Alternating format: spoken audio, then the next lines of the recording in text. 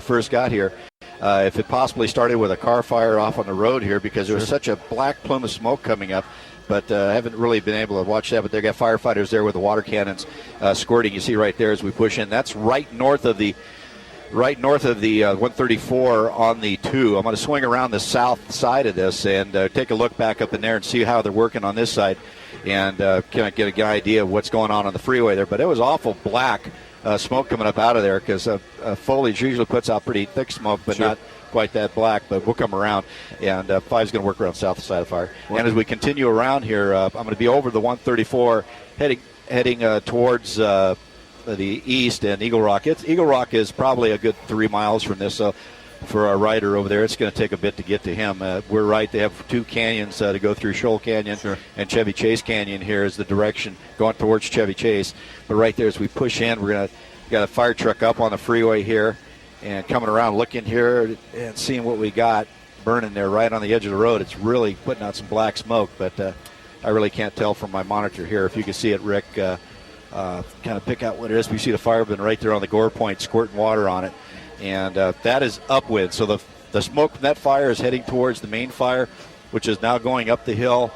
Watching for the airdrops, because this is the side they've been working, because they have clear air on this side and are able to do the best work here, because if they get up underneath the smoke, especially with the steep terrain right in there, it's kind of tough for them to get through that canyon and out of there after dropping the water without losing sight or visual reference of getting into that smoke. So it's really sometimes a real hard run for them. But yeah, we're going to sit over here on the south side, take a look at this. You can see where Tim has it there, that's the spine of the hill there. It has a fire break right on the top, and it looks like it jumped over. You see it coming down the hill right there in the center of the picture. It's jumped over the fire break and is working its way down that little canyon.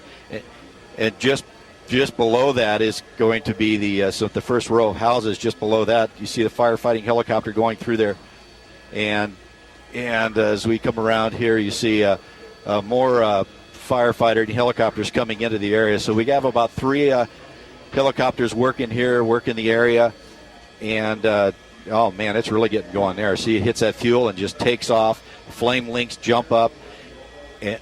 And they really something going on here. And the fire on the freeway is not letting up either. I'm just looking over there. But we'll stick with this fire as it comes up the hill and it's going to work its way up. So right now, they're throwing everything they got at it. They got structure protection up on the other side of the hill on Chevy Chase Drive, taking care of those houses. And then on this side, I'm looking down in there to see if I see any fire trucks, but I haven't seen anything on this side since the fire is kind of moving up on the hill. And they'll start bringing assets around to get in behind these houses along the foothills here just north of the 134 freeway. But this is a very dangerous fire. It's they're going to be very unpredictable because of the heat, the humidity, and then the winds. And as we get later in the afternoon, you know that the sundowner winds start picking up, and it'll start pushing this fire even faster. So we got a long ways to go on this one, as well as a spring fire out there in Camarillo. Yeah, and Tim, you said before that they're taking some of the air assets from the spring fire, as well as assets that they held in reserve for just this type of thing? I was speaking more of the ground assets, if they have, because they have Glendale, Burbank firefighters over there on the spring fire. They went as a mutual aid there, but once they start having here. But the air support right now out at the spring fire, it looks like it's more L.A. County fire helping out there, but L.A. City fire holding back in reserve. And that's who's here working the fire here is the air assets is being run by the LA City Fire, and they're doing the best they can. And they just shut down the South 2 freeway just past Mountain there, right where those fires were. As you can see right there, it's seeing the CHP had been called to come in and shut that down so the firefighters could get more equipment up there to knock that fire down. It's on the freeway. So I'm not really sure if that sparked this fire up in the hill or if they just went off simultaneously. But, anything goes with a fire. You never know what it's going to do. Very unpredictable, especially in these dry climates. Yeah, certainly suspicious, Tim, that we've got a fire out there along the 2. If you're just joining us, this is burning over in the Glendale area, bordering what you might consider the Eagle Rock neighborhoods as well, right where the 134 and the 2 freeways kind of come together. This is just off Harvey Drive. Chevy Chase is over there. In fact, Chevy Chase Canyon has mandatory evacuations that have already been announced. You can see the smoke just climbing up there. We were worried before about a couple of homes and a church. There's also St. Catherine's Academy down at the bottom of that hill there. We were worried before because the flames were really just licking right up against the sides of a couple of those buildings. But, Tim, as you mentioned, they did get some ground assets over there very quickly. They laid some hose lines, and as usual, the firefighters did an amazing job just putting out some of the flames that were getting close to the buildings. Oh, yeah, we watched it get right up on the back wall of that church down there, right with Tim showing there, the little teepee-looking roof. I kind of flew right over the top of it, and we were watching the flames come up and just hit a brick wall to the back of the church. And, it just came to a stop, but you had firefighters standing their ground right there with hoses, putting as much water on it as they could. But, they did their job there. The church looks like it survived that run.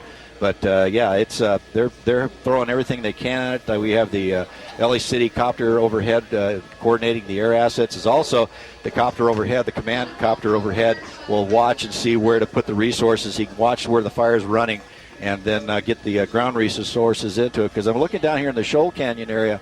I'm not seeing too many fire apparatuses on the two streets that run up through Shoal Canyon. And as I'm going to work my way around the northwest corner of the fire here to see how it's progressing along the hill, going to see exactly what's in its path up there. But it's really going along, and it's burning along that spine, burned over the hill. But it looks like it's dying out a little bit as it goes along here. So I'm working my way up north on the 2 freeway here from the 134. Kind of get a peek around the corner here to see what's up on this fire. 5's moving north on 2. And I'm working with the other media helicopters up here as well. So, it's really a smoky fire through here.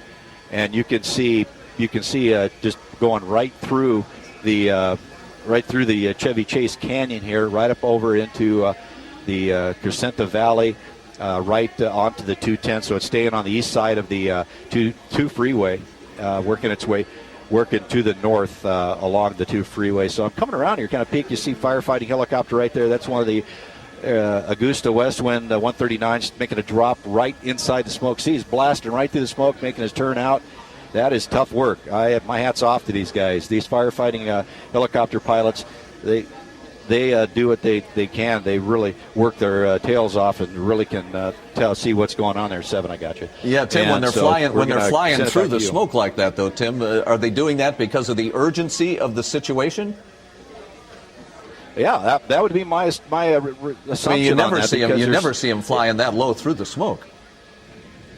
Yeah, I know that, and that's what I was saying earlier. It's just that very unusual for them to blast through the smoke like that because there must be some sense of urgency to get water in there. But you see it's burning right behind that one house. Yeah. So the aero commander out here has probably said, you need to get in there. He felt it was safe to get in there, and with his skill and training, go in there and hopefully keep it clear. So, Glenn, Rick, let me send it back to you. Yeah, Tim, we've got, if you can maintain that, we want to go to the CHP on the phone with us right now. Officer Ming-Chi, are you there? Yes. Yeah, tell us about what's happening now out on the highway, the 2 and the 134. What are you doing? You shutting down the southbound 2? Yes, at this moment our closures include, I'll start with the southbound 2. We have the Mountain and Holly off-ramps as well as the 134 interchange in both directions.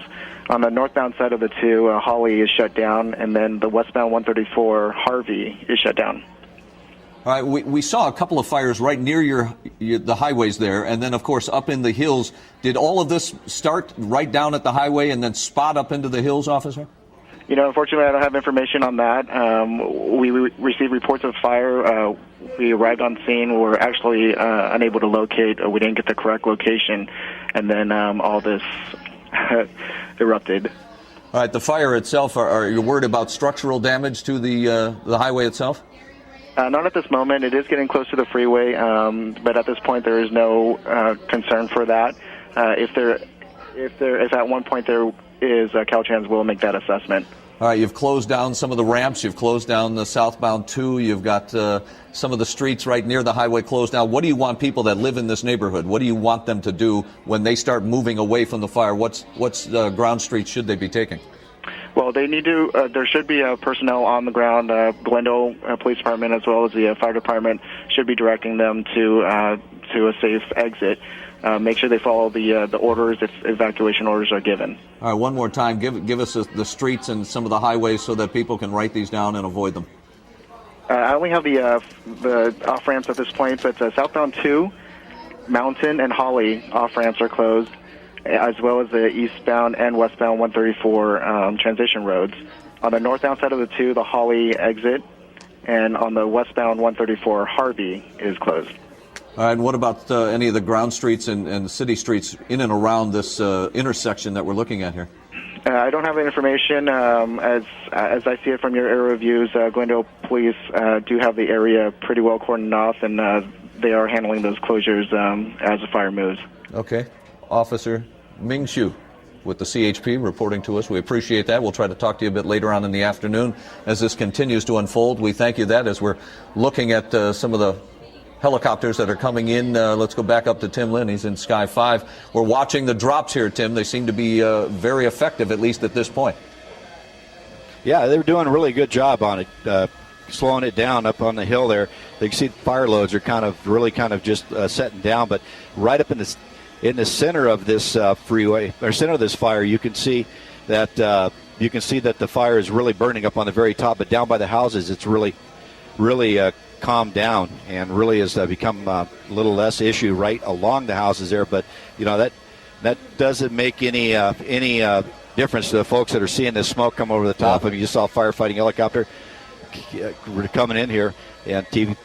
Hold on one second. I have to talk to air traffic control. That's fine. Go ahead. If you're just joining us, what we've got is two different fires burning very close to each other. It looks like the first fires broke out right at the intersection of the 134 and the 2 freeways. This is in the Glendale area, and then Eagle Rock a little further up the road, just off Harvey Drive. Chevy Chase Drive is there. Chevy Chase Canyon, mandatory evacuations right now because the flames have been running up this hillside where you see the helicopters coming in. The helicopters right now kind of maintaining control over the fire down around the homes, and we saw a church down there and St. Catherine Academy down there as well. We want to go to Eric Scott. He is with the LA City Fire, I believe. Eric, are you there? Yes, we are, Rick. Yeah, the buildings that we're looking at and the homes here, they appear to have done a good job getting the brush clearance away. That's got to be great for your guys that are responding to the field. You're right, and this fire does lie in Glendale Fire Department. They were first on scene. They are doing a great job and being very aggressive. We are on scene as well, assisting with them. The time of this incident was at 2:08 when we received multiple 911 calls. And so, again, this is just near the 134 freeway and Harvey Drive. And right now, I'd say we have a total of 37 Los Angeles firefighters, and that includes 4 of our water-dropping helicopters to assist Glendale. But as you had mentioned, Rick, I'm sorry, having some feedback here. That's all right. Brush clearances, it's very important. And you know what? We get so many phone calls, and sometimes it's confusing to individuals. And if we could bring it down to just a few basic points, it's creating a defensible space 200 feet around your structure. And you got to bring the weeds and grass down to 3 inches, the bottom third of a bush you want to trim up, the bottom 6 feet of trees. And you want to keep 5 feet cleared around your roof and 10 foot from a chimney. All of those things will really create that space to allow those firefighters to come in and to do their job and to protect life and property. So we really do commend the citizens throughout Los Angeles. We cover 470 square miles, and we have just over about 180,000 parcels within that area that require that brush clearance. And we can't stress enough how important that is, especially when we're seeing this multitude of brush fires breaking out. We have the Banning fire. We have the Spring fire currently burning in Camarillo. We just had the Monrovia fire, all within the last week, and it's May. Yeah. Really, brush fires historically in November get very bad. So this is early. We